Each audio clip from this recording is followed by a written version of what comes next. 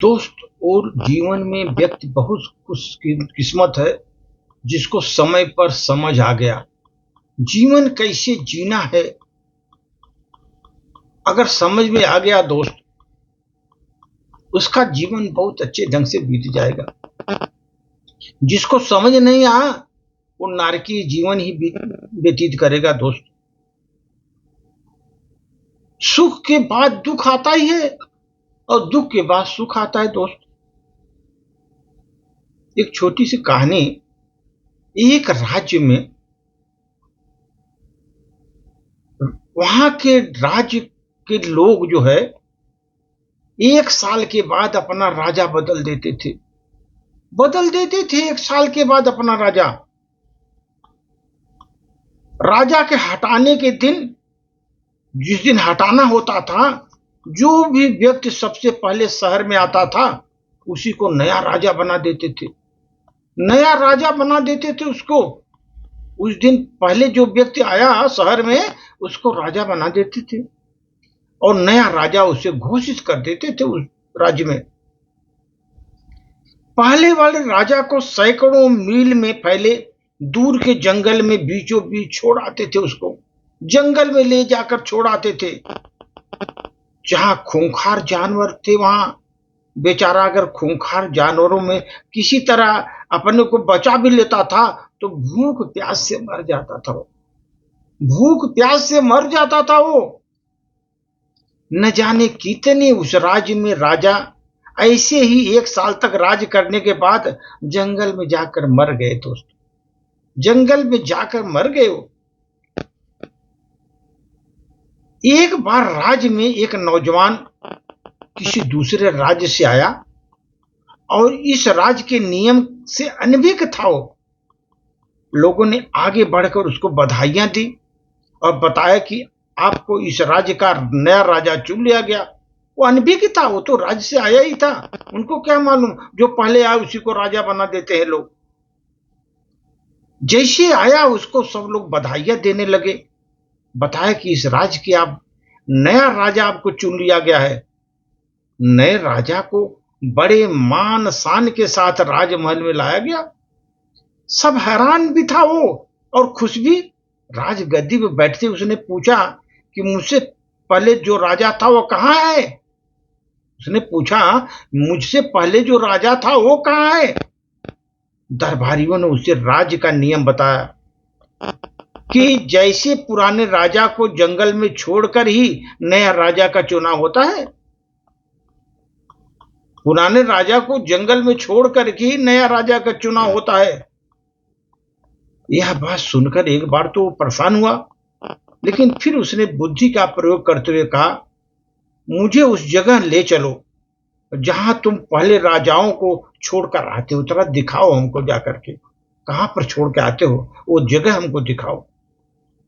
दरबारियों ने सिपाहियों को साथ लिया और नए राजा को जगह दिखाने के लिए जंगल ले गए।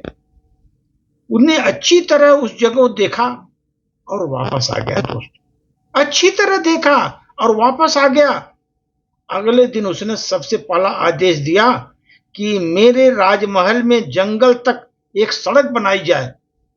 तो तुरंत राज आदेश दिया राज्य में कि वहां से उसके राजमहल से वो जंगल तक एक सड़क बनाई जाए। जंगल के बीचों बीच एक सूरत राजमहल बनाया जाए। जंगल के बीचों बीच एक खूबसूरत राजमहल बनाया जाए जहां पर हर तरह की सुविधा मौजूद हो।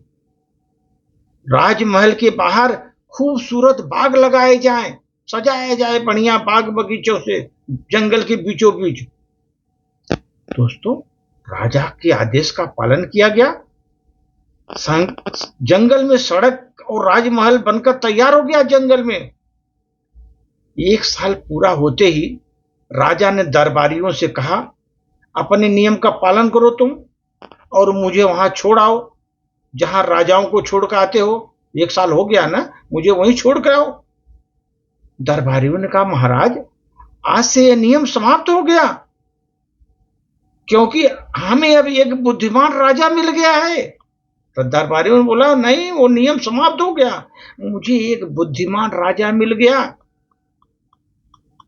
वहां तक तो हम बेवकूफ राजाओं को छोड़ कर आते थे, जिसको अकल नहीं होती थी, जो 1 साल राजशाही मजे करने के बाद बाकी जिंदगी भूल जाते थे। वो राजमहल के सुख के बाद जीवन के लिए कोई व्यवस्था नहीं करते थे वो, जबकि उन्हें पता था कि उनको साल भर के बाद ये सब छोड़ना ही पड़ेगा।